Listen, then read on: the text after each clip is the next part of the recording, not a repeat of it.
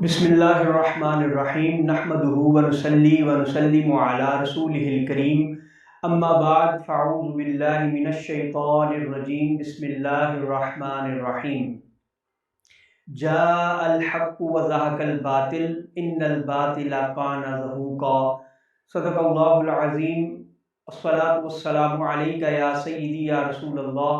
وعلی آلک واصحابک یا سیدی یا حبیب اللہ۔ احباب ذی وقار، مرزا جیلمی نے اپنے فالورز کو اپنی چالاکیاں اور ہوشیاریاں اور نوسر بازیاں دکھا دکھا کر اس قدر گمراہ اور صحابہ کرام علیہم الرضوان کے بارے میں اس قدر شکوک و شبہات میں مبتلا کر دیا ہے کہ اب وہ کسی کی بھی حق بات سننے پہ تیار نہیں۔ اور میں یہ بات بارہا کہہ چکا کہ جو مرزا جیلمی کو سننے والے ہیں یا جو اس کو فالو کرتے ہیں، میں ان سے بارہا کہہ چکا کہ اس کو سننے سے پہلے تمہارے دلوں میں صحابہ کرام علیہم الرضوان کے بارے میں کیا مقام تھا،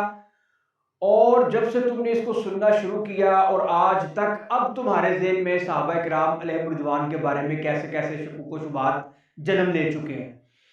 ایسا شخص کہ جس کو سننے کے بعد اسلام سے بیزاری کا اظہار ہو،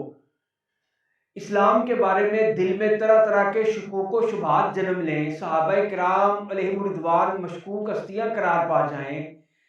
تو اس سے آپ اندازہ لگا سکتے ہیں کہ وہ شخص کس قدر خطرناک ہوگا کہ جو امت کے اعلیٰ ترین دین کے بارے میں جو شخص گمراہ کرے، جو شخص ان کو مشکوک بنائے، کیونکہ سارے کا سارا دین جناب محمد مصطفیٰ صلی اللہ تعالی علیہ وسلم نے سیدنا ابو بکر صدیق کے کندھوں پہ رکھا۔ سارے کا سارا بوجھ مصطفیٰ کے سارے سسٹم کے وارث سیدنا ابو بکر صدیق رضی اللہ تعالیٰ عنہ ہے۔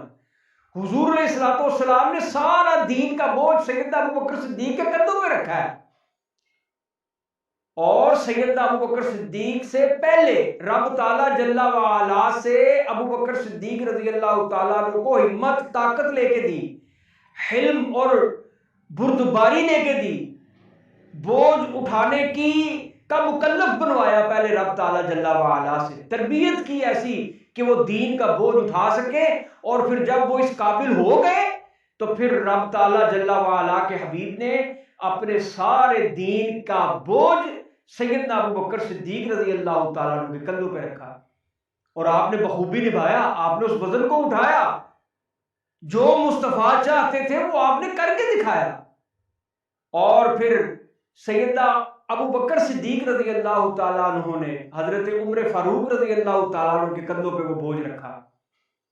پھر اسی طرح سیدنا عثمان غنی، پھر اسی طرح مولا کائنات علی المرتضیٰ شیر خدا رضی اللہ تعالیٰ عنہ، پھر تمام صحابہ کرام جو ان کے مددگار بنے، جو ان کے حواری بنے، جو ان کے لشکروں کے سپاہی بنے، انہوں نے اپنی جانوں کے نذرانے دے کر دین اسلام کی ترویج اور تشہیر اور تبلیغ کا کام کیا۔ جب ان کے بارے میں مشکوک بنا دیا جائے اور ایسا رویہ بنا کے، ایسا منہ بنا کے اور ایسا چہرہ اور آنکھوں کو یوں گھما پھرا کے جو کہ مومن کی نشانی نہیں، اس طرح کر کے صحابہ کرام کے بارے میں شکوک و شبہات میں مبتلا کیا جائے، تو کیا قیامت کے دن اللہ رب العزت جل مجدہ الکریم کی بارگاہ میں اس شخص کی گرفت نہیں ہوگی؟ ان بطش ربک لشدید، یہ ایسے لوگوں کے بارے میں کہا گیا ہے، جبکہ نبی کریم صلی اللہ تعالیٰ علیہ وسلم نے تو اپنے صحابہ کے بارے میں امت کو آگاہ کر دیا کہ لوگوں کی گردنوں کا معاملہ بھی ہو، تم نے صحابہ کرام کے معاملے میں نہیں بولنا، اپنی زبانوں کو بند رکھنا ہے، میرے صحابہ کو برا نہیں کہنا۔ لیکن یہ شخص بلا ناغہ اپنے ہر لیکچر میں صحابہ کرام علیہم الرضوان پہ ٹانٹ کرتا ہے، صحابہ کرام علیہم الرضوان کے بارے میں شکوک و شبہات میں مبتلا کرتا ہے۔ آج اس نے اپنے فالورز کو یہ بنا دیا کہ وہ اپنی موٹر سائیکل کی نمبر پلیٹ پہ پیچھے وہ حدیث بخاری کی 28-12 لکھتے ہیں، اور پھر میری ایک دو سے بات بھی ہوئی، انہوں نے کہا جی سوال کرنا یعنی کہ منع ہے اسلام میں، بھائی سوال کرنا تو منع نہیں ہے، لیکن یہ کبھی ایسا بھی ہوا تھا کہ نمبر پلیٹوں پہ جہاں پہ پیٹھ رکھنی ہے وہاں پہ سیٹوں پہ 28-12 حدیث صحیح بخاری اور پھر باب شیعی کوئی نہیں؟ مطلب یہ دین کس طرف جا رہا ہے؟ حضور صلی اللہ تعالی وسلم نے نشاندہی پہلے فرما دی تھی خارجیوں کی. حضرت ابو سعید خدری رضی اللہ تعالیٰ عنہ، حضرت عبداللہ ابن عباس رضی اللہ تعالیٰ عنہ، یہ حدیث موجود ہے کہ انہوں نے اپنے بچوں سے کہا، شاگردوں سے کہا کہ جاؤ جا کے ان سے پوچھو خارجیوں کے بارے میں. اور انہوں نے خارجیوں کے بارے میں جب پوچھا تو انہوں نے بتایا کہ حضرت عمار بن یاسر اینٹیں لا رہے تھے، مسجد نبی کی تعمیر ہو رہی تھی تو وہ 2 اینٹیں اٹھا کے لا رہے تھے، تو حضور صلی اللہ علیہ وسلم نے فرمایا کہ اسے باغی گروہ قتل کرے گا، یہ انہیں جنت کی طرف بلائے گا، وہ اسے جہنم کی طرف بلائیں گے. اب مرزا ابو جیل بھی نے یہ کام کر دیا، اس نے کہا کہ وہ جو جہنم کی طرف بلانے والے ہیں نا وہ صحابہ کرام ہیں. مطلب اس طرح کے شکوک و شبہات میں مطلع کرتا ہے جبکہ وہ خارجی تھے. میں نے ایک جگہ پہ بات کی تو وہ بندہ کہنے لگا جی یہ خارجی تو تب وجود میں آئے جب حضرت علی نے تحقیم والا واقعہ کیا. میں کہا چلو اتنا ہی مان لو، اتنا ہی مان لو کہ جب حضرت علی المرتضیٰ شیر خدا رضی اللہ تعالیٰ عنہ تحقیم والے واقعے پر راضی ہوئے، حضرت ابو موسیٰ اشعری اور حضرت عمرو بن عاص رضی اللہ تعالیٰ عنہ کو مقرر کیا، تو قرآن تو کہتا ہے کہ باغیوں کے ساتھ قتال کرو، اور تب تک قتال کرو جب تک وہ راہ راست پہ نہ آ جائے. قتال کا جنگ کا حکم ہے ان سے، اور تب تک قتال کرنے کا حکم ہے جب تک وہ راہ راست پہ نہ آ جائیں. تو اگر حضرت امیر معاویہ رضی اللہ تعالیٰ عنہ کا گروہ باغی تھا تو تحکیم کا کیا مطلب ہوا مولا کائنات کی؟ مولا کائنات قرآن کو تم سے زیادہ سمجھنے والے تھے. قرآن کہے کہ جنگ کرو، مولا کائنات کہے صلح کرو. قرآن کہے جنگ کرو، حضرت امام حسن صلح کر کے دکھائیں، بیعت کر کے دکھائیں، تو حدیث کو وہ سمجھے، قرآن کی یاد کو وہ سمجھے کہ تم سمجھے. تو وہ خارجیوں کے بارے میں اور کہتے ہیں جی وہ وجود، چلو ہم کہتے ہیں اس وقت ہی مان لو، لیکن کیا ایسا ہوتا ہے کہ ایک سیکنڈ میں گروہ وجود میں آ جائے، ایک سیکنڈ میں مرد وجود میں آ جائے؟ مرزا جیلمی آج علمی کتابی کہلواتا ہے نا، فرقہ جیلمیہ، اس کے دھرم کے سارے پنڈت جتنے بھی ہیں جو کٹھے کیے ہیں اس کے ساتھ، وہ آج کہلاتا ہے نا، لیکن اس کی کاوش کب سے جاری ہے؟ 10-11 سال ہو گئے تقریباً، یا 12 سال 10 سال، اتنا ہی عرصہ ہوا ہے. تو یعنی کام جاری رہتا ہے. پہلے ساری گراؤنڈ تیار ہوتی ہے، ساری معاملات طے کیے جاتے ہیں، حکمت عملی تیار ہوتی ہے، اس کے بعد ایک گروہ وجود میں آتا ہے. لیکن وہ جس دن وجود میں آئے یا اس کا نام رکھا جائے، یہ نہیں ہوتا کہ وہ آج ہی وجود میں آیا، اس کی پلاننگ تو پہلے سے ہو رہی ہوتی ہے. اور خارجیوں کا بابا تو نبی کریم صلی اللہ علیہ وسلم کی حدیث موجود ہے کہ مسجد نبی میں آ کے اس نے نماز پڑھی تھی ذوالخویسرہ، حضور علیہ السلام نے کیا فرمایا تھا؟ تو اگر کوئی یہ کہے نہیں جی وہ اسی وقت ایک سیکنڈ میں خارجیوں نے جو ہے نا وہ گروپ بنا لیا تھا، تو بنایا تھا، لیکن وہ اس کی حکمت عملی اور اس کی پلاننگ سب کچھ پہلے سے تیار ہو رہا تھا.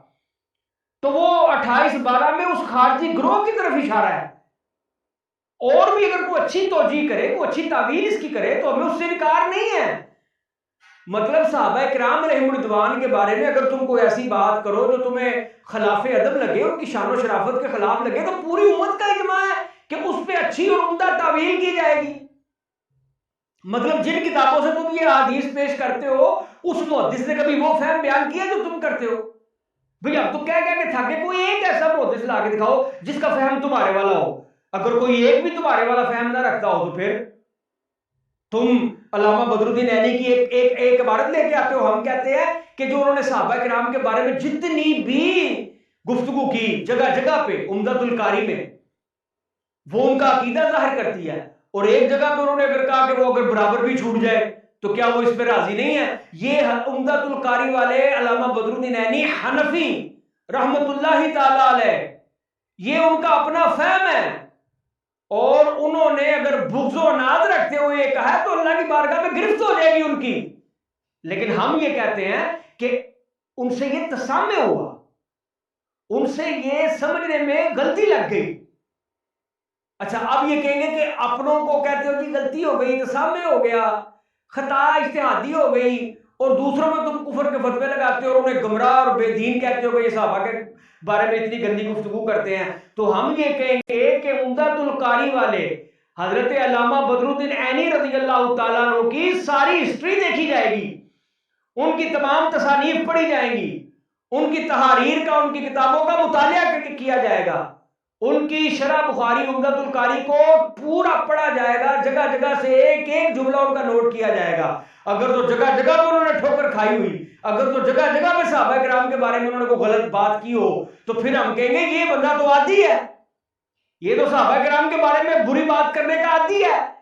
یہ تو صحابہ کرام سے بغض رکھتا ہے۔ لیکن ہر جگہ پہ جہاں سے بھی آپ عمدۃ القاری کھولیں، جہاں پہ صحابہ کی گفتگو ہو رہی ہو، وہاں پہ آپ کو امیر المومنین حضرت سیدنا امیر معاویہ کے فضائل بھی ملے، ان کی فضیلت بھی ملے، ان سے محبت بھی ملے، ان کو صحابی رسول بھی تسلیم کیا گیا ہو، کاتب وحی بھی مانا ہو، خال المسلمین بھی مانا ہو، جب ان کے بارے میں عمدہ سے عمدہ ترین پیرائے میں گفتگو کی ہو، اور ایک جگہ پہ اگر وہ ان سے کوئی خطا ہو جائے تو ہم اس کو تسامح میں محمول کریں گے۔ کیوں؟ کیونکہ ان کی عادت نہیں ہے، ہم نے پوری تفاسیر پڑھ لی ہے، ہم نے ان کی ساری شرح پڑھ لیا، ان کی دیگر کتب کا مطالعہ کر لیا، کہیں بھی انہوں نے ٹھوکر نہیں کھائی۔ اگر ایک جگہ پہ ایسا ہو گیا تو یہ ان کا تسامح ہے۔ اور پھر صحابہ کرام کے بارے میں فیصلہ حضرت عمدۃ القاری والے تو نہ کریں گے، علامہ عینی تو نہ کریں گے فیصلہ کہ جی دیکھو علامہ عینی کہہ رہے ہیں کہ حضرت میرے معاویہ کا یہ معاملہ ہے، ہم کہیں گے علامہ عینی فیصلہ نہیں کر سکتے۔ صحابہ کرام کی عظمت پہ بولے یا رب بولے یا رب کا رسول بولے، اس سے نیچے درجے کا بندہ اگر بات کرے گا تو وہ بات قابل قبول نہیں ہے، کیونکہ اس کا سٹیٹس نہیں ہے، وہ صحابہ کرام کے مقام و مرتبے کو کیسے تولے گا اور کیسے بیان کرے گا؟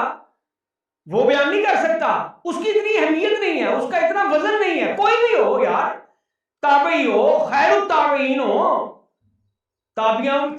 تابعین میں سے سب سے کوئی بہتر بندہ بھی ہو، خیر التابعین ہو، وہ صحابہ کرام کے مقام و مرتبے کو وہ بات نہیں کر سکتا کہ میں طے کروں گا کہ ان کا کیا مرتبہ ہے۔ ان پہ یا رب بولے یا رب کا رسول بولے، جو ان سے اوپر کے درجے کے ہیں وہ ان کے مقامات عالیہ کو طے کریں گے، وہ بتائیں گے کہ ان سے خطا ہوئی ہے یا نہیں ہوئی۔ ان کے بارے میں اگر کوئی ایسی بات جو ان کی شان و شرافت و کرامت کے خلاف جاری ہو، اس کا امتی کا کیا کام ہے؟ صحابہ کے بعد والے جو امتی ہیں ان کا کیا کام ہے کہ وہ ان لوگوں کی صحبت کی طرف دیکھتے ہوئے، ان کی تربیت کی طرف دیکھتے ہوئے ان کا اچھے معنوں میں پیرائے کرے، اچھے پیرائے میں ان کا معنی بیان کرے، اس کی تعویل کرے، عمدہ سے عمدہ تعویل کرے، اس کی قبر روشن ہو جائے گی۔ یہ بات قابل توجہ ہے۔ یہ کہتا ہے نہیں جو آیا بس کر دو، کہتا ہے جی وہ لوگ کہتے ہیں جی اس کی وکالت وہ انہوں نے حضرت عقیل بن ابی طالب نے حضرت علی کی وکالت کیوں نہیں کی، وہ حضرت میرے معاویہ کے گروہ میں کیوں رہے؟ تو کہتا ہے نوح علیہ السلام کے بیٹے نے کیوں نہیں وکالت کی اپنے باپ کی؟ اب دیکھیں کیسا گندا آدمی ہے یہ۔ اور نوح علیہ السلام کا بیٹا کافر تھا، کیا عقیل بن ابی طالب کافر تھے؟ عقیل بن ابی طالب تو صحابی رسول ہے، مسلمان ہے، رسول اللہ کے بھائی ہیں۔ جس طرح حضرت علی چچا زاد بھائی ہیں، اس طرح حضرت عقیل بن ابی طالب بھی رسول اللہ صلی اللہ علیہ وسلم کے بھائی ہیں۔ تم ایک کافر کا موازنہ ایک صحابی رسول سے کر رہے ہو، تمہاری مت ماری گئی، یہ قیاس مال فارغ ہے۔